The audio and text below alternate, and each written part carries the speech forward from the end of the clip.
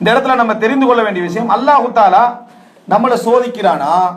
சந்தேகம் வரும்.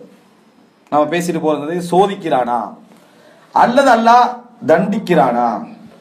அல்லாஹு தாலா அதாவது தண்டிக்க ஆரம்பிக்கிறானா, சோதிக்கிறானா, அருள் செய்கிறானா, நெருக்கடி கொடுக்கிறானா, என்னன்னு நமக்கு விளங்காத பல கட்டங்கள் இருக்கும். எல்லா கட்டத்தையும் நம்ம மூட்டை முடிச்சு போட்டு என்ன வச்சுக்கிறோம்னு சொன்னால் இந்த சமாதானங்களின் ஊடாக அதை பிரிச்சு காண்றோம் இல்லை, அதை நம்ம பிரித்து காண்கிறோம் இல்லை. அன்புள்ள சகோதரர்களே, இப்ப இந்த இடத்துல இன்னொரு பகுதி, இப்ப இதெல்லாம் நீங்க அதாவது இன்னொரு பகுதி தலைப்புக்குள்ள வரலன்னு நினைக்க வேணாம்.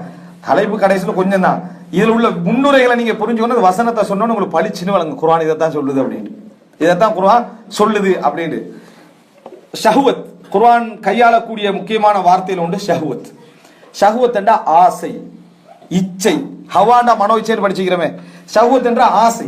ஆசை என்றா அதாவது சாப்பிடணும் என்ற ஆசை மனிதனுக்கு இருக்கும், குடிக்கணும் என்ற ஆசை, பெண்ணுடைய ஆசை, பொண்ணுடைய ஆசை, அந்தஸ்துடைய ஆசை, கண்ணியத்துடைய கௌரவத்துடைய ஆசை. இதுல குர்ஆன் சொன்னால நீங்க அப்படியே எடுத்து பாத்தீங்கன்னா இந்த ஷஹ்வாத், குர்ஆன் எங்கேயா ஷஹவாத் அப்படின்னு வந்தால், ஆசைகள் இச்சைகள் என்று வந்தால் இது எல்லாத்தையும் குறிக்கும். ஆனா நமக்கு வாசிச்சோன்னே இச்சை அப்படின்னு வந்தோடனே பெண்ணை மட்டும்தான் குறிக்கும். நம்மளோட சிந்தனையில முதலா போறது எது? பெண் ஆசை. அதைத்தான் அல்லாஹ் ஷஹ்வத் என்றான், ஆசை என்றான். அப்படி இல்லை. குர்ஆன்ல எங்க ஷஹவாத் என்று வந்தாலும் அது என்ன குறிக்கும்? இச்சைகள் என்று வந்தாலும் அந்தஸ்து, பதவி, இந்த ஆசையை குறிக்கும். பசி, அதே போல என்ன இந்த குடிக்கிறது, அது போல கண்ணியம், கௌரவம், அது போல பெண் ஆசை, பொன்னாசை, பொருளாதாரம் எல்லாத்தையும் குறிக்கும். இந்த ஆசைகளிலேயே பலமான ஸ்ட்ராங்கான இருக்கிறவருக்கே உணர முடியாத ஒரு மோசமான ஆசை என்ன தெரியுமா? எதென்று நீங்க நினைக்கிறீங்க? உள்ளத்தை பற்றிய வாசிப்பு இருந்தால், உள்ளத்தை பற்றிய சிந்தனை இருந்தால், உள்ளத்தை பற்றி நம்ம எப்பயும் பேத்துக்கு சரியான முறையில் பார்த்துக்கிட்டு இருந்தோம்னா நமக்கு தெரிஞ்சிருக்கு நம்மளோட பவாதி பலகீனமான இடங்கள். எந்த எல்லாத்தையும் ஒருத்தரா சொல்லி முடிச்சிடலாம், சரியா?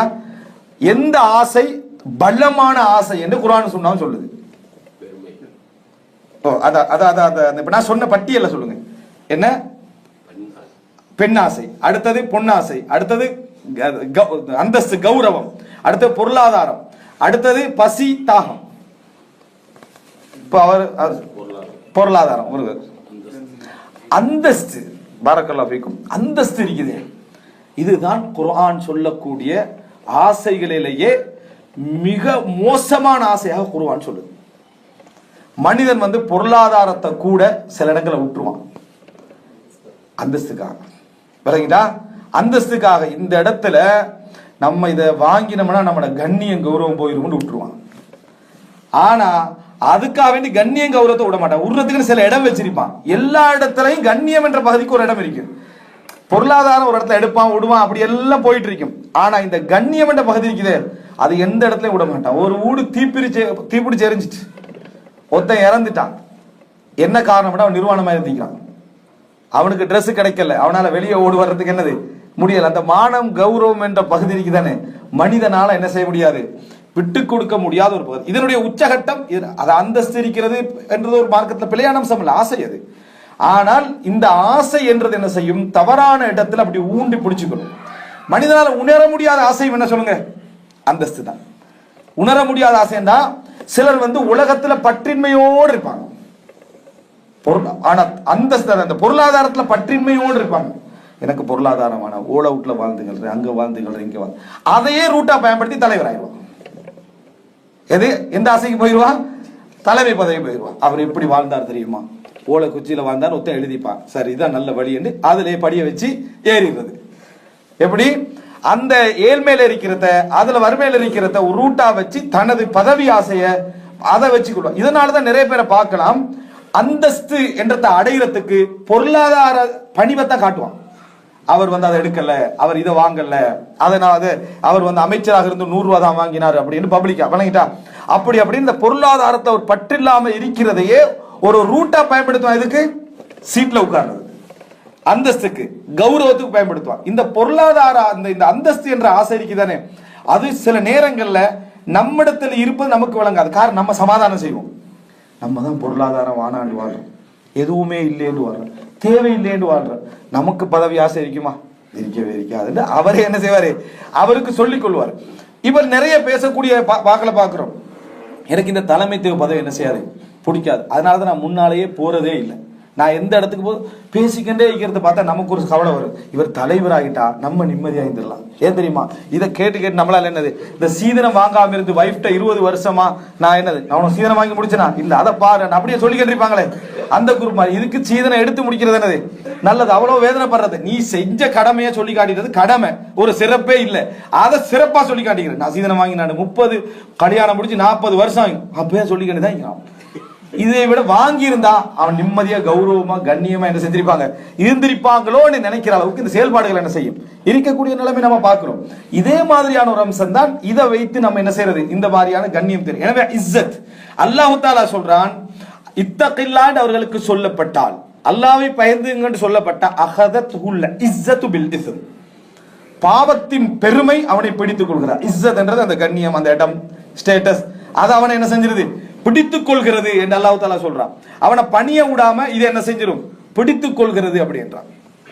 ஒரு மனிதன் அல்லாஹ் ரப்புல் ஆலமீன் அழிக்கணும் அப்படி என்ற நிலை இருந்தால் இந்த இஸ்ஸத் இருக்குதானே, இந்த கண்ணியத்தின் ஊடாக அழிப்பதை போல அல்லாஹ் வேற எதிலே அழிக்கிறது இல்லை. ஒருத்தனை அழிக்கணும் அல்லாஹ் ரப்புல் ஆலமீன் நினைக்கிற நேரத்துல கண்ணியம் கௌரவத்தின் ஊடாக அழிப்பதை போல அல்லாஹ் தஆலா வேற எதுவும் வேண்டாம். அந்த கண்ணியம் என்றது நீங்க ஃபர்ஸ்ட் சொன்ன வார்த்தை பெருமையோட வந்து நிற்கும். எதோட வந்து நிற்கும்? பெருமை என்ற அந்த பகுதியோட வந்து. சரியான கண்ணியம் எந்த கண்ணியம், அடுத்த பகுதி என்ன பெருமை. அந்த பெருமை என்ற பகுதியில வந்து நிற்கும். பெருமை என்ற பகுதி வந்துட்டு அப்படி என்று சொன்னா சுபஹானல்லாஹ், மூசா அலைஹிஸ்ஸலாம் ஊரை விட்டு ஓடுறாரு, கூட்டத்தோட ஓடுறாரு. ஃபிரௌனுக்கு என்ன தேவையா இருந்தது? இந்த ஊரை விட்டு போனா நான் நிம்மதியாயிருப்பேன், பேசாம இருந்திக்க அந்த கடலை விழுந்து அழிஞ்சிருப்பானா அழிஞ்சிக்க. பின்னால ஓடினான், விரட்டி ஓடினான். ஓடினவங்களை விட்டுருந்தா கூட அவன் என்ன செஞ்சிருப்பான் தப்பிருப்பான். அல்லாஹ் அழிக்கணும்னு ஒருத்தனை நினைச்சிட்டான்னு சொன்னா அதை அந்த ஒரு மூமினுக்கு தான் விளங்கும். இதுக்கு அடுத்த ஸ்டெப் வச்சா அது எனக்கு அழிவு தான். இதுக்கு அடுத்த ஸ்டெப் என்ன அழிவு தான். உடனே தௌபா செய்யணும்ன்றது யாருக்கு விளங்கும்? ஒரு மூமினுக்கு தான் விளங்கு. ஆனா ஃபிரௌனை போன்றவர்களுக்கு விளக்கல. ஒரு நாட்டையே ஆண்டு கொண்டிருந்தவனுக்கு உள்ளத்தை ஆள தெரியல. அவன் உள்ளத்துல எங்க ஒரு பலகீனம் வருகிறது, நான் எங்க வீழ போகிறேன் என்றது யாருக்கு தெரியல? ஃபிரௌனுக்கு தெரியல. என்ன மூசா அலைஹிஸ்ஸலாம் சொன்னா இந்த ஊரை விட்டு வெளியேற்றுவேன், உன்னை கொல்லுவேன், இப்படி எல்லாம் சொல்லிக்கிட்டு இருந்தான். அதான் ஊரை விட்டு போயிட்டாரு, அப்படியே போறாரு. அந்த அச்சத்தின் காரணமா போயிட்டாரு. சரி போய் சேரட்டும் என்ன செய்யலாம், அதை இருந்திருக்கலாம். போய் சேரட்டும் இருக்காம என்ன செஞ்சாரு, பின்னால விரட்டி போய் அப்பதான் கடல் புழக்கு தானே, அப்பயாவது அற்புதம் நடக்கு நாங்க உட்கார்ந்துருக்கலாம் தானே. அதால இவரும் குரோஸ் ஆகினார், அல்லாஹ் அழிச்சான். பாத்தீங்களா, இதுதான் பெருமை செய்யும். அந்த இஸ்ஸத் என்ற ஷஹவத் இருக்குது. அல்லாஹ் தஆலா இந்த ஷஹவாத் என்ற வசனங்களை நான் சொல்லக்குள்ள உங்களுக்கு நீங்க இந்த இஸ்ஸத்துல சேர்த்து விளங்கணும். இஸ்ஸத் என்ற இந்த பகுதியினூடாக அல்லாஹ் அழிப்பான். அல்லாஹ் ரப்புல் ஆலமீன் எந்த ஒன்று இந்த உலகத்தில் உயர்ந்து சென்றாலும் அதை ஒரு முறை தாழ்த்தி வைப்பது அல்லாஹ்வுடைய கடமைகளில் ஒன்று. ஹதீஸ், வளர்ந்துட்டே போறோம்டா பணிஞ்சிட்டே இருக்கணும். வளர்ந்துட்டே போறோம்டா சுஜூதுல பணிஞ்சுக்கிட்டே இருக்கணும். ஆனா அந்த வளர்ந்துட்டு போறவங்க வந்து ஒவ்வொருவரும் அந்த வளராதவனுக்கு செய்யற அட்வைஸ் இருக்குது. அவன் நான் எப்படி வளர்ந்தேன் தெரியுமா, நான் முன்னேறினது எப்படி தெரியுமா, அதுக்கெல்லாம் ஒரு காரணம், ஒரு முக்கியமான ஒரு ஸ்கில் இருந்துச்சு விளங்கிட்டா, அப்படி இப்படின்னு அவனை சொல்லி சொல்லி சொல்லி நீங்க ஸ்கில் உங்கள்கிட்ட இருந்திருக்கலாம், அல்ல உங்களுக்கு திறமையை தந்திருக்கலாம். அதை குறிப்பிட்ட சரியான இடத்துல கொண்டு வச்சவன் ரப்புல் ஆலமீன். இல்லைடா திறமையுள்ளவர்கள் எத்தனையோ பேர் இன்னும் முன்னேறல, அந்தந்த இடத்துல இருந்துட்டு இருக்கிறாங்க. உங்களை சரியாக வழி நடத்தி கொண்டு வந்து வச்சது அவங்க. யூசுப் அலைஹிஸ்ஸலாம் சிறைச்சாலையில் இருந்தா அப்படியே இருந்திருப்பார், பெரிய திறமை உள்ளவர், கனவுக்கு விளக்கம் சொல்றவர் தான்.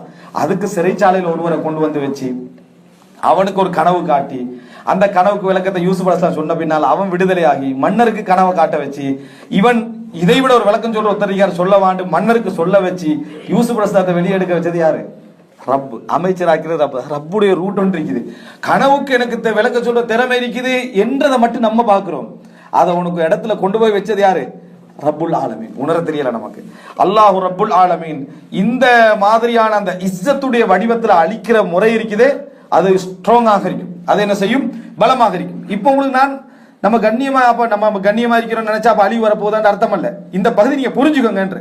அடுத்தது அந்த நம்ம அந்த கண்ணியம் எந்த இடத்துல இருக்கிறன்றத உங்களுக்கு என்ன செய்யலாம் புரிஞ்சுக்கொள்ளலாம் அடுத்தடுத்த வசனங்கள்ல.